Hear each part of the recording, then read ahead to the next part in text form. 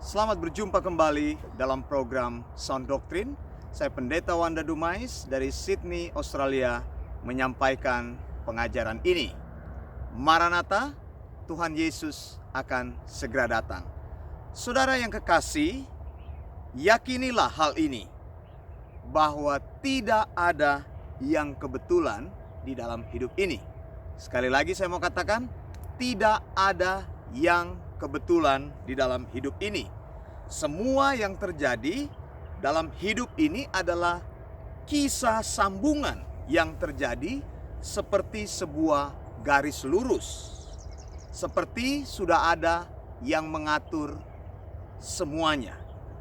Saudara, jadi engkau ada di dunia ini, itu adalah sebuah rencana yang besar. Tidak ada yang kebetulan dengan hidupmu. Sejarah akan terjadi dengan tepat sesuai apa yang Allah tahu.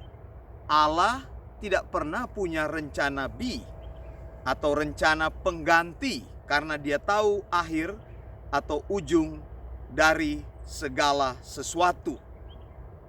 Semuanya yang ada di dunia ini terjadi seizin Tuhan.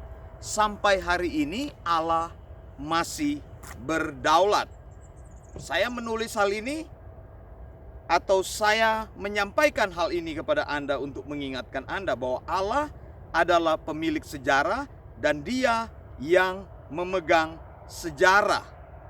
Nah, saudara, bahwa Allah itu mengatur segalanya sesuai dengan providensia Allah. Saya ingin menjelaskan kata providensia. Providensia itu kalau dalam bahasa Latin digabung dari dua kata, yaitu provide ya atau profit ya.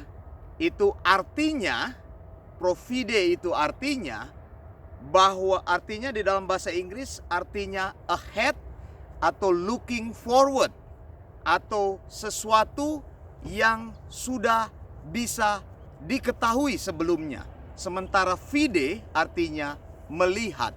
Nah, saudara, kalau kita bicara tentang providensia, berarti Allah sudah melihat segala sesuatu sebelumnya.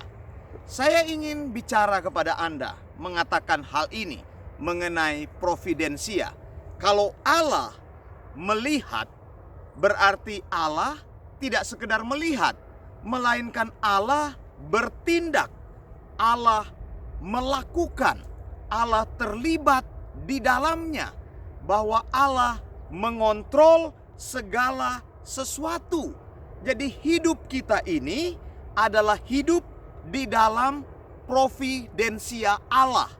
Providensia artinya Allah sudah mengetahui bahwa itu akan terjadi tepat sesuai dengan rencana Allah.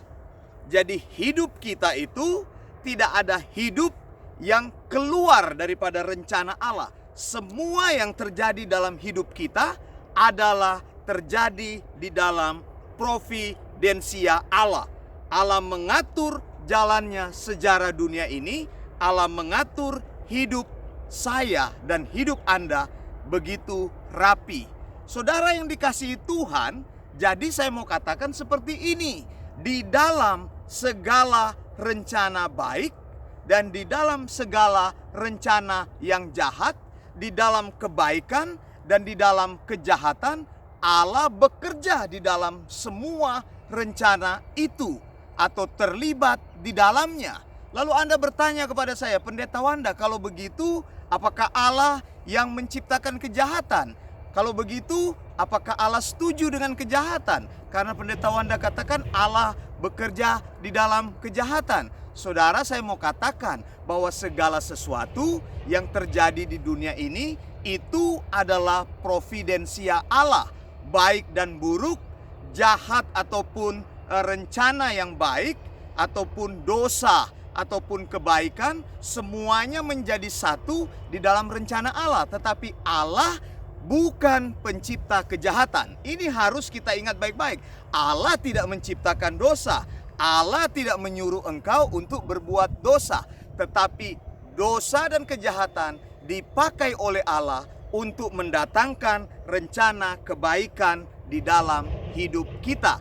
Itulah artinya providensia. Jadi kalau engkau melihat hidupmu, mengapa hidupku ada banyak terjadi kesialan, ada banyak terjadi rencana-rencana yang tidak tepat, ada banyak terjadi rencana-rencana yang tidak sesuai dengan rencanamu. Engkau merasakan kemalangan-kemalangan, duka cita, bisnismu hancur atau bangkrut, atau bahkan sekarang engkau melihat mengapa ada COVID-19, mengapa itu terjadi, di mana Allah, saya mau katakan, di dalam semua kesulitan, di dalam semua kegagalan, di dalam semua kesesakan, di dalam semua kemalangan, bahwa Allah bekerja di dalam semuanya itu. Saudara yang dikasihi Tuhan, Allah kita selalu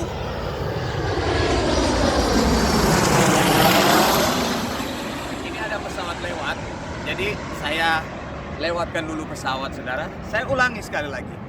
Allah kita bekerja sesuai dengan rencananya di dalam kebaikan maupun di dalam keburukan. Bukan Allah yang menciptakan keburukan, tetapi keburukan itu dipakai Allah untuk menggenapi rencananya. Jadi sampai di sini mudah-mudahan Anda sudah setuju dengan saya bahwa tidak ada yang kebetulan di dalam hidup ini, bahwa semuanya terjadi sesuai dengan seizin Allah. Lalu engkau bertanya, Pendeta Wanda, kalau semuanya terjadi sesuai dengan kehendak Allah, bagaimana dengan kehendak bebas manusia? Apakah manusia punya kehendak bebas? Betul, manusia punya kehendak bebas. Tetapi kehendak Allah atau providensia Allah adalah hal yang mutlak, adalah hal yang absolut. Providensia Allah terjadi di atas kehendak atau free will manusia. Jadi kita tetap melakukan segala sesuatu, tetapi pada akhirnya rencana Allah yang terbaiklah yang terjadi, ya. Jadi bukan karena engkau melakukan sesuatu, bukan karena engkau mengusahakan sesuatu lalu sesuatu itu terjadi sesuai dengan apa yang engkau rencanakan, tetapi Allah lah yang membuat itu terjadi untuk kebaikan Allah sendiri. Gitu. Jadi semuanya terjadi untuk kemuliaan Allah. Kalau terjadi kemalangan di dalam hidupmu, Allah ada di sana. Kalau terjadi kekurangan dalam hidupmu, Allah ada di sana. Kalau terjadi kesulitan dalam hidupmu, Allah ada di sana. Itulah providensia Allah. Alkitab katakan burung pipit tidak akan jatuh dari langit tanpa sepengetahuan Allah. Rambut di kepalamu dihitung oleh Allah. Yang jatuh satu helai pun Allah pasti tahu. Begitu. Jadi semuanya itu sudah terjadi sesuai dengan rencana Allah. Sekali lagi, providensia Allah artinya Allah melihat jauh sebelumnya. Kalau saya katakan Allah melihat jauh sebelumnya, bukan hanya Allah melihat, tapi Allah mengontrol, Allah bertindak, Allah berinteraksi di dalam hidupmu. Sampai di sini mudah-mudahan engkau jelas bagaimana atau sesuatu yang terjadi dengan hidupmu sampai saat ini engkau ada. Bila engkau katakan Ebenezer, sampai di sini Tuhan menolongmu, berarti Tuhan ada di dalam setiap musim hidupmu. Jangan lupakan hal itu. Providensia artinya Allah bekerja, Allah bertindak aktif di dalam kehidupanmu. Saudara yang dikasihi Tuhan, ribuan tahun yang lalu Allah pernah menyuruh Abraham untuk mempersembahkan Ishak sebagai korban bakaran. Allah menyuruh Abraham untuk naik ke Bukit Moria untuk menguji iman Abraham, apakah dia taat. Perintah Allah jelas, persembahkanlah Ishak sebagai korban bakaran. Engkau Abraham harus membunuh Ishak, taruh dia di mezbah sebagai korban bakaran untuk menyenangkan hati Allah. Nah, Abraham taat.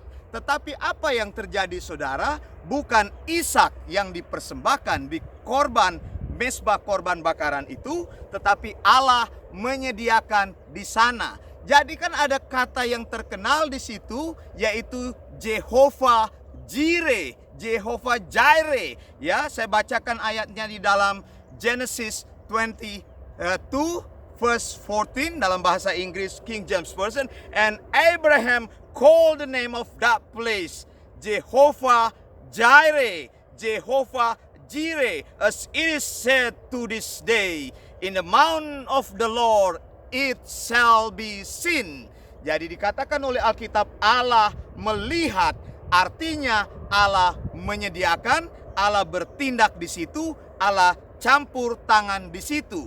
Jehovah Jireh artinya Allah menyediakan, jadi Allah sendiri terlibat di situ. Bukan Ishak yang dipersembahkan, melainkan ada binatang yang tersangkut dan Abraham mengambil itu untuk mempersembahkan bagi Allah. Nah, 1000 tahun kemudian Bukit Moria itu menjadi satu tanah yang dibeli Daud dari Arauna, orang Yebus, sebelum orang Israel menempati daerah Yerusalem.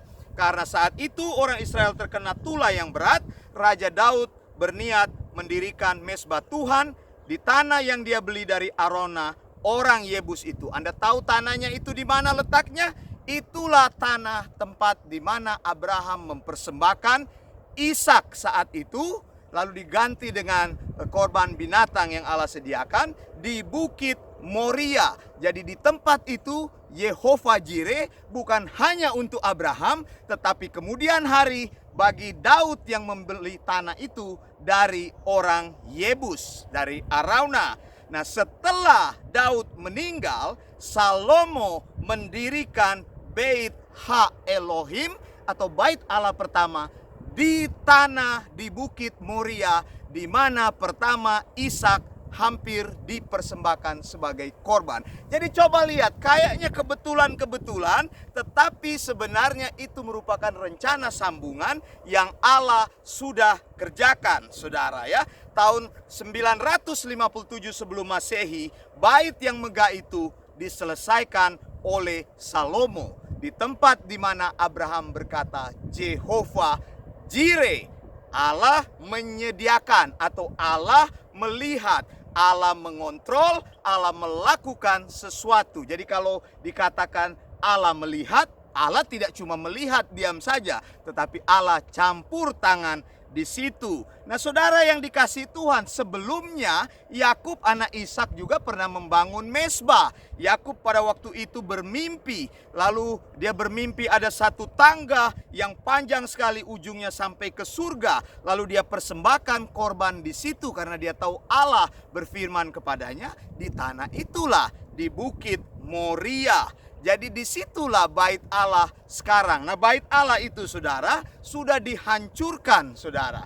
Bait Allah pernah dihancurkan pertama kali tahun 586 sebelum Masehi oleh Raja Nebukadnezar. Lalu bait Allah pernah dihancurkan selama-lamanya tahun 70 oleh Jenderal Titus sesuai dengan nubuatan Yesus tahun 70 Masehi. Sampai hari ini, kalau Anda tahu, ketika orang Israel berdoa, disebut dengan tempat itu Bukit Doa atau Tembok Ratapan, Western Wall atau Wailing Wall. Anda lihat di gambar, di video-video orang Israel berdoa di situ, di sebuah tembok. Itu adalah sisa-sisa bait Allah yang dihancurkan. Di tempat itulah batunya dipercaya adalah tempat di mana pertama kali Salomo mendirikan bait Allah, yaitu tempat di mana Abraham mempersembahkan Ishak sebagai korban bakaran, tapi Allah menyediakan.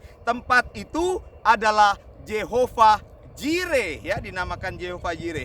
Tahun 638 orang muslim di bawah pimpinan Umar Khalid menaklukkan Yerusalem. Nah, di atas reruntuhan bait Allah, orang muslim membangun Dome of Rock atau Muslim Shrine dan Masjid Al-Aqsa, ya.